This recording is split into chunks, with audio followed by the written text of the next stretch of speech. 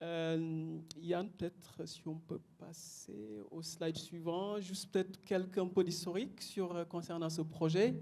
Bah, je vous disais qu'en fait, on l'a démarré il y a 10 ans.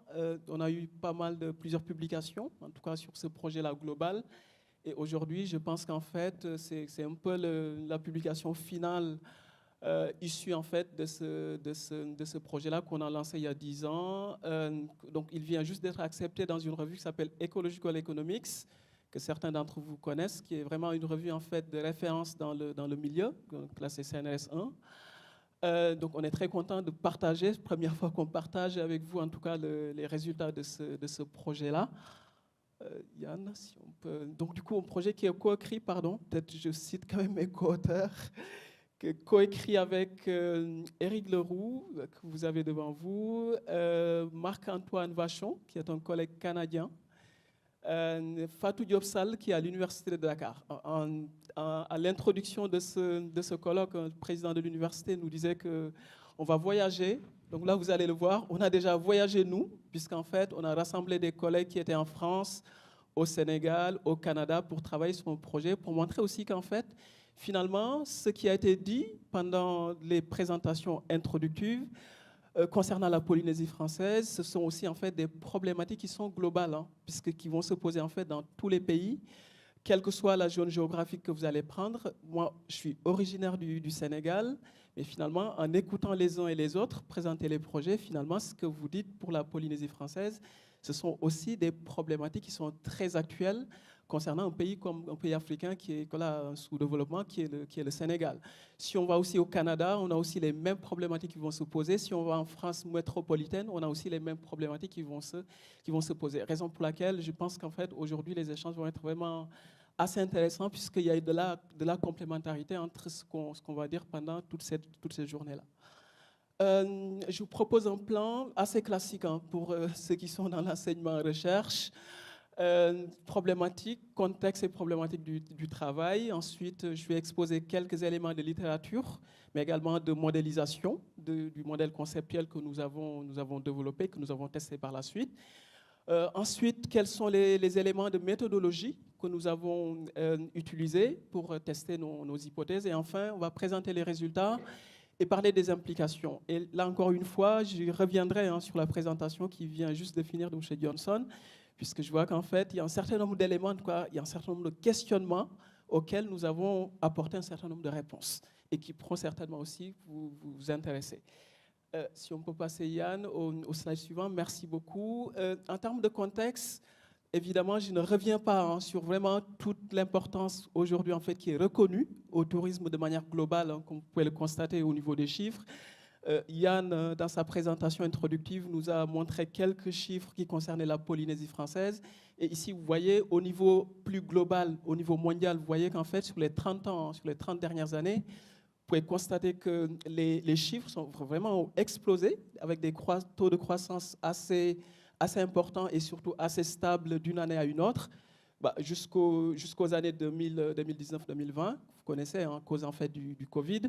Sachant que nous, finalement, le Covid ne va pas venir impacter le travail que je vais présenter ici dans la mesure où on a fait les collectes bien avant la période de Covid et que le projet était en fait en évaluation quand le Covid en fait est arrivé. Mais globalement, on est tous d'accord sur l'importance en fait du tourisme durable de manière globale, quelle que soit en fait la zone géographique.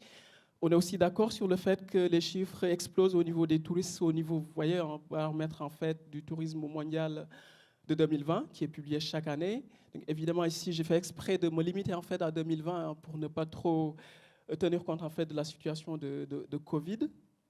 Donc, du coup, finalement, de manière globale, on reconnaît l'importance de ce tourisme durable. Et si on prend le cas de la France, puisque c'était notre terrain d'origine, en tout cas un de nos terrains, puisqu'on a collecté les données dans plusieurs pays, mais à la base, c'était le Sénégal, ensuite la France et le Canada, qui sont vraiment les pays en fait, de base de collecte en fait, de nos données.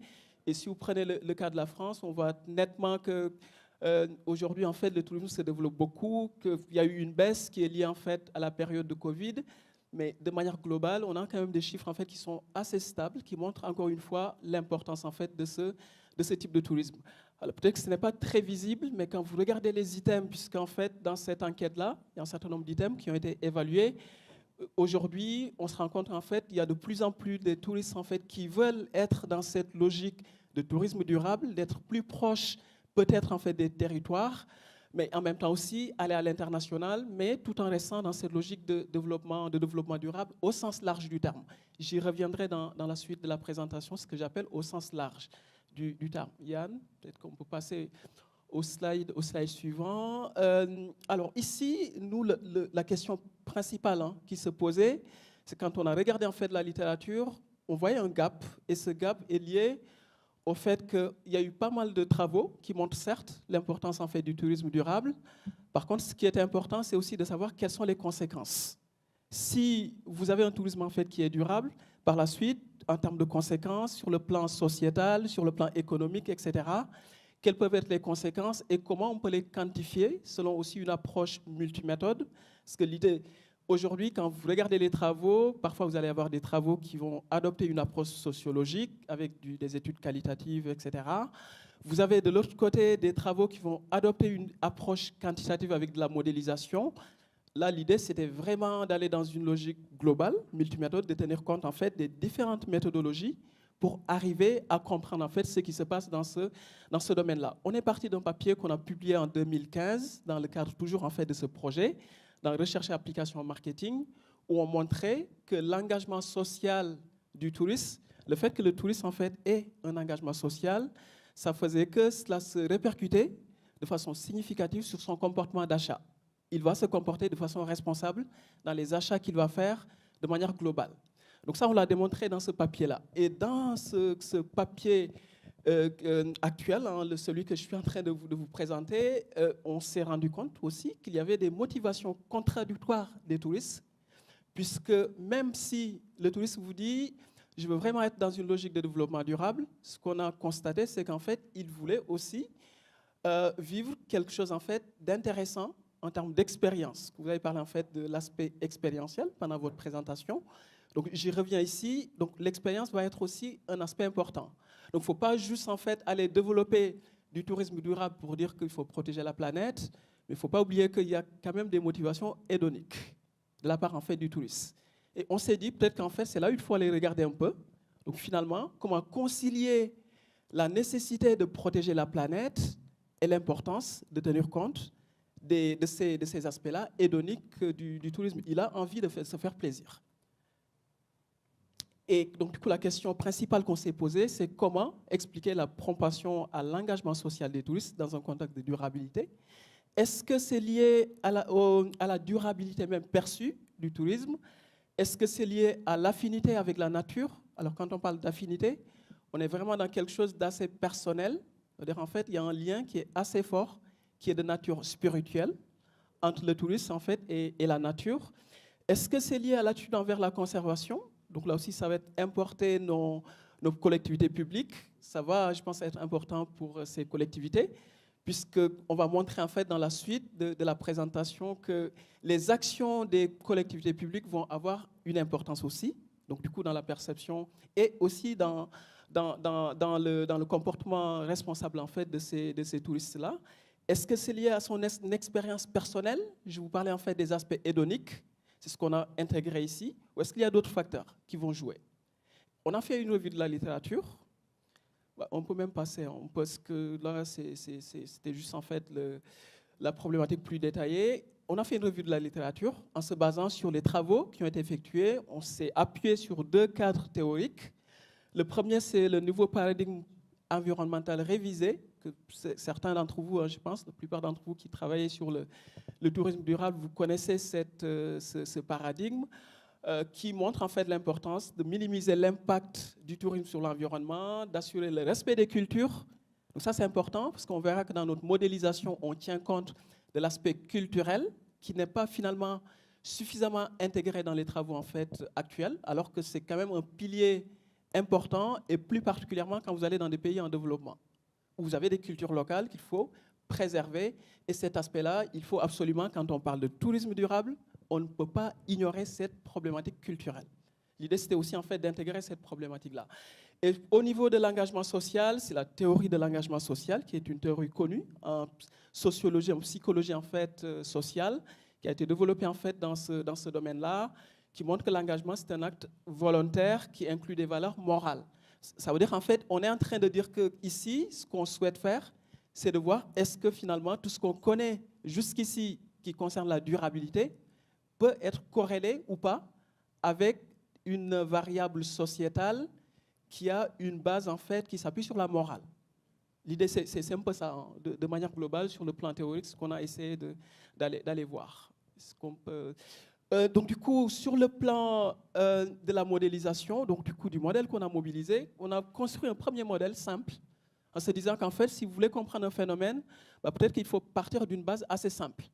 Ce modèle-là qu'on a construit dans un premier temps, qu'on a testé aussi sur un échantillon en France, et par la suite, sur la base des premiers résultats qu'on a obtenus, on a enrichi le modèle. C'est-à-dire qu'on est allé encore collecter des données, on peut passer au modèle suivant, on est allé collecter des données supplémentaires pour introduire en fait des variables, d'autres variables qu'on n'avait pas forcément en vue dans les premières études et qui nous permettaient d'avoir un modèle qui soit beaucoup plus représentatif, disons, de la réalité pour expliquer le phénomène en fait ou l'engagement social du tourisme voilà, par des variables qui sont liées à la durabilité ou à l'affinité avec la nature. Évidemment, je vous disais qu'en fait, une des variables qui nous a semblé importante, qu'on a intégrée, c'est la satisfaction du touriste vis-à-vis des actions des pouvoirs collectivités publiques. Le fait que les collectivités publiques mettent en place des actions et aussi affichent, parce que parfois il y a des actions qui se mettent, mais on ne l'affiche pas forcément. Donc ici, on a intégré en fait cette variable-là qui a été aussi une variable importante. Évidemment, on a contrôlé un certain nombre de variables comme l'âge, le sexe du répondant, le revenu, l'éducation, etc. Donc ça, c'est assez classique. Donc finalement, pour résumer sur ce modèle, vous voyez qu'en fait, il y a un certain nombre de facteurs qui sont de niveau macro. Donc là, on est vraiment au niveau plus agrégé, plus global. Et on a aussi des facteurs micro, donc là, qui sont plutôt des facteurs individuels qui vont aller influencer le comportement, la propension à l'engagement social du touriste. Et donc là, je ne vais pas trop aller dans les détails, hein, parce que là, on est plutôt dans la partie technique, la modélisation.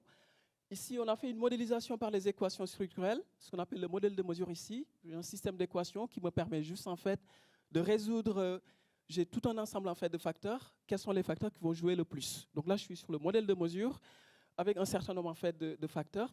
C'est juste en fait les facteurs que je vous ai montrés avant, mais là, je les mets dans une formalisation en fait statistique. On peut passer au modèle global. Donc là, je suis sur le modèle global qui résume l'ensemble des facteurs en fait qui vont jouer sur l'engagement, sur la propension à l'engagement social et qui va me permettre en fait de savoir est-ce que mon modèle il tourne ou pas, quelles sont les variables qui jouent, quelles sont celles qui ne jouent pas.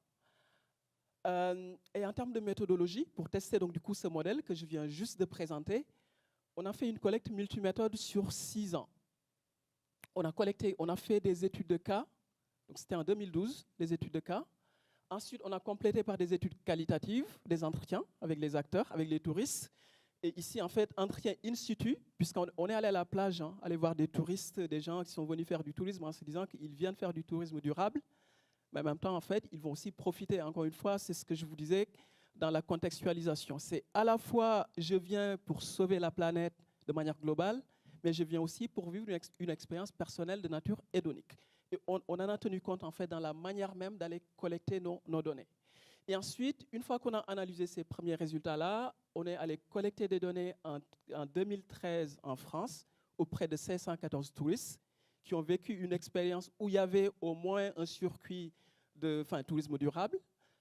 Ensuite, en 2018, donc du coup 5 ans plus tard, on a recollecté des données en France pour tester le premier modèle qu'on avait testé, hein, pour le confirmer et aussi en fait l'enrichir, ce que je vous disais, hein, les deux modèles qu'on a construits. Et enfin, on a complété en se disant que c'est bien de tester notre modèle sur des touristes français, mais ce serait bien peut-être qu'on aille voir aussi qu'est-ce que ça fait auprès d'autres publics. Et là, on est allé voir en fait des Québécois, des touristes québécois qui sont partis dans plusieurs destinations touristiques. Yann, si tu peux juste, il me manque juste, voilà. Là, c'est juste en fait quelques détails concernant toujours en fait la partie méthodologique. Comme vous pouvez le constater, de manière globale, on a eu plus de 50 destinations pays qui ont été analysées, 1405 répondants qui ont été interrogés donc, sur les 5 ans. C'est une période en fait de 5 ans, sans compter la partie qualitative. Et sur la base en fait de l'ensemble de ces collectes-là, on est arrivé à un certain nombre de résultats. Oui, pardon, juste peut-être avant d'aller dans les résultats, parce que ça me semblait important de contextualiser aussi, puisque les études de cas, qui étaient vraiment la première étude en fait qu'on a faite, portée sur le Sénégal, ce qu'on essaie de voir un peu, parce que le problème c'est que quand vous voulez aller dans des revues comme Ecological Economics, l'idée c'est de montrer que le phénomène qu'on étudie, c'est un phénomène global. Ce n'est pas juste en fait un phénomène qui s'applique au Sénégal. Mais il faut commencer quelque part. Vous ne pouvez pas étudier plusieurs pays. Donc du coup, on a commencé par le Sénégal. On a regardé un peu en fait des ONG, des associations qui étaient dans le tourisme durable pour essayer de voir en fait finalement quelles sont les différentes facettes de ce tourisme durable. Et là, on a déterminé qu'il y avait tout un ensemble, c'est multifactoriel, puisque vous allez avoir des facettes qui sont liées à la culture, la préservation des cultures des populations locales. On va voir qu'aussi il y a un aspect écologique. Il y a un aspect aussi en fait qui est lié au tourisme rural. Donc là, c'est vraiment comment on peut accompagner les populations rurales qui vivent parfois dans la pauvreté. Comment on peut les accompagner en fait via le tourisme. On a analysé en fait ces cas-là pour pouvoir en fait par la suite lancer une enquête plus globale. Là, donc je suis sur le modèle de mesure, hein, les instruments en fait qui ont été mobilisés. Donc là, l'idée c'est juste de voir un peu est-ce que finalement les instruments, les outils de mesure, des concepts sont fiables, sont valides, etc.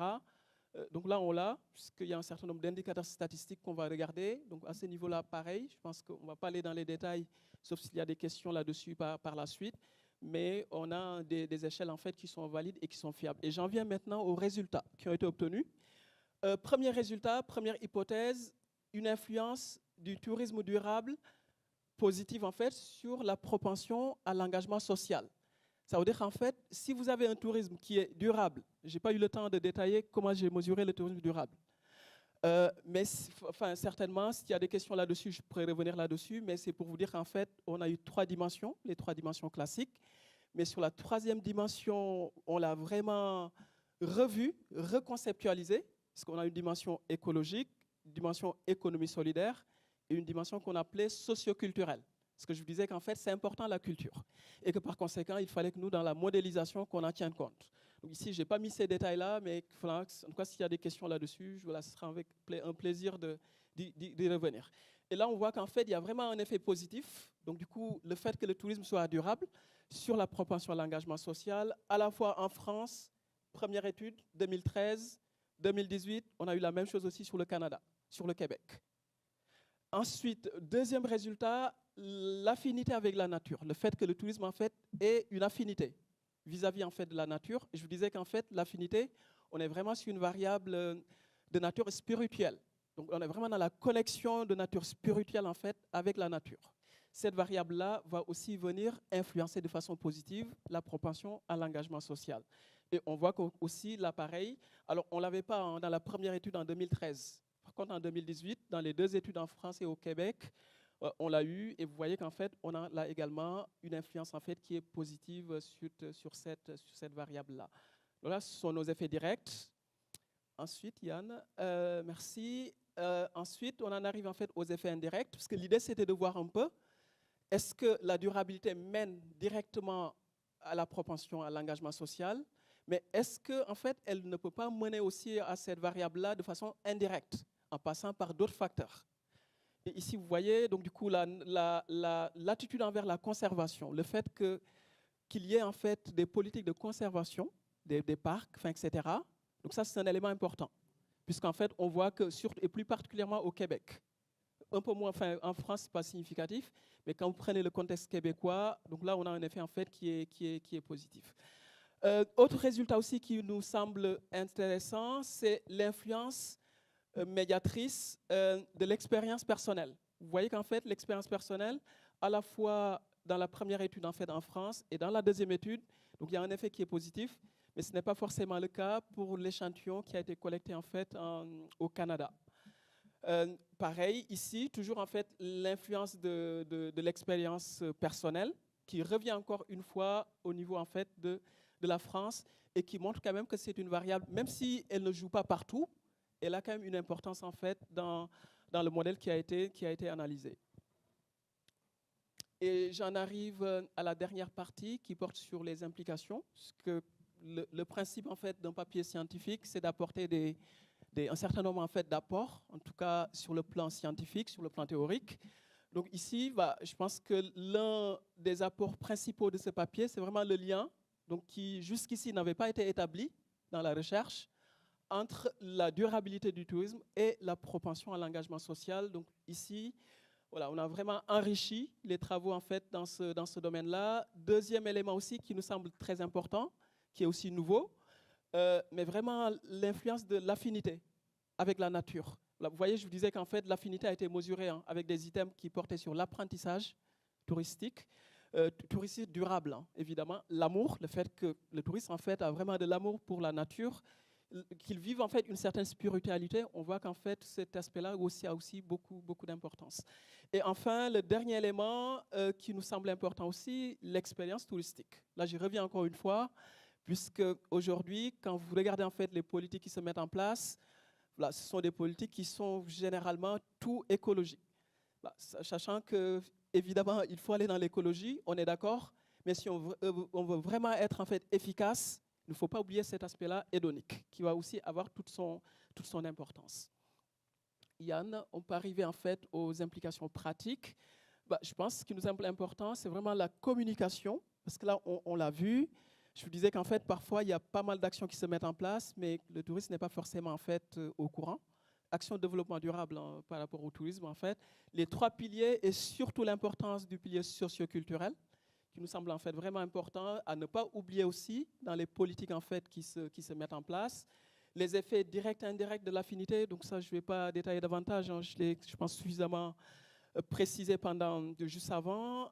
L'aspect aussi, en fait, émotionnel. Et quand on parle d'aspect émotionnel, c'est vraiment toute la partie expérientielle, en fait, finalement, qui est aussi, en fait, dans le tourisme classique et qu'il ne faut pas ignorer dans le tourisme durable. Ça veut dire, en fait, il faut qu'on soit capable d'offrir une expérience qui soit hédonique dans le contexte en fait du tourisme durable. Ça, c'est important à ne pas oublier.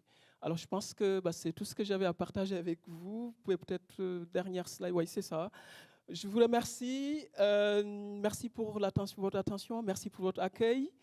Et évidemment, je suis à votre disposition pour échanger sur ce projet-là qui nous tient à cœur. Et très sincèrement, ça fait 10 ans, je disais, qu'avec Eric, qu'on travaille sur ce projet-là. Aujourd'hui, c'est l'aboutissement final de ce projet. Mais en tout cas, on est fiers d'être arrivés là avec ce projet-là, malgré tout le temps que ça a pris. Voilà, merci.